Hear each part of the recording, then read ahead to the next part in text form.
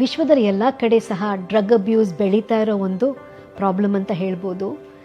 Especially ಯೂತ್ಗೆ ಇದು ಒಂದು ಆಕರ್ಷಣೀಯವಾದ ಒಂದು ಪದಾರ್ಥ ಅಂತ ಹೇಳ್ಬೋದು. ಯಾಕೆ ಅಂತ ಹೇಳಿದ್ರೆ ಏನು ಅಂದ್ಕೊಳ್ತಾರೆ ಜನ ಅಂತ ಹೇಳಿದ್ರೆ, ಡ್ರಗ್ಸ್ ಯೂಸ್ ಮಾಡಿದ್ರೆ ನಾನು ಕೂಲಾಗಿರ್ತೀನಿ, ನನ್ನ ಪ್ರಾಬ್ಲಮ್ಸ್ ಎಲ್ಲ ಕಡಿಮೆ ಆಗುತ್ತೆ, ಸ್ಮೋಕಿಂಗ್ ಆಗಲಿ, ಆಲ್ಕೋಹಾಲ್ ಯೂಸ್ ಮಾಡೋದಾಗಲಿ, ಬೇರೆ ಡ್ರಗ್ಸ್ ಆಗಲಿ, ಅದರಿಂದ ನಾನು ಬಹಳ ಸ್ಮಾರ್ಟಾಗಿರ್ತೀನಿ ಅಂತ. ಇದು ಬಹಳ ಒಂದು ತಪ್ಪು ಅಭಿಪ್ರಾಯ.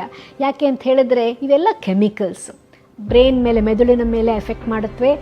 ಇದರಿಂದ ಫಿಟ್ಸ್ ಬರೋದಾಗಲಿ, ಅಥವಾ ಇದು ಆಕ್ಸಿಡೆಂಟ್ಸ್ ಜಾಸ್ತಿ ಆಗೋದಾಗಲಿ, ಅಥವಾ ಇನ್ಫೆಕ್ಷನ್ಗಳು ಬರೋದಾಗಲಿ. ಯಾಕೆಂತ ಹೇಳಿದ್ರೆ ಒಂದು ಮತ್ತಿರುವಾಗ ಬೇರೆ ಏನು ಮಾಡ್ತೀವಿ ಅನ್ನೋ ಒಂದು ಜ್ಞಾನ ಇರೋದಿಲ್ಲ ನಮಗೆ. ಅದರಿಂದ ಅಡಿಕ್ಷನ್ ಕೂಡ ಡೆವಲಪ್ ಆಗಬಹುದು. ಸೊ ಮುಖ್ಯವಾದದ್ದು ಏನಂತ ಹೇಳಿದ್ರೆ, ನಮಗೆ ಏನೇ ತಾತ್ಕಾಲಿಕವಾದ ತೊಂದರೆಗಳಿರಲಿ ಅದಕ್ಕೆ ಪರಿಹಾರಗಳು ಹುಡುಕಬೇಕು ವಿನಃ ಡ್ರಗ್ಸ್ ಇದರ ಪರಿಹಾರ ಅಂತ ಯೋಚನೆ ಮಾಡಬಾರ್ದು. One important thing is choose life not drugs ಅಂತ ನಾವು ಹೇಳ್ತೀವಿ. ಎಲ್ಲರೂ ಅದನ್ನು ಜ್ಞಾಪಕ ಇಟ್ಕೋಬೇಕು.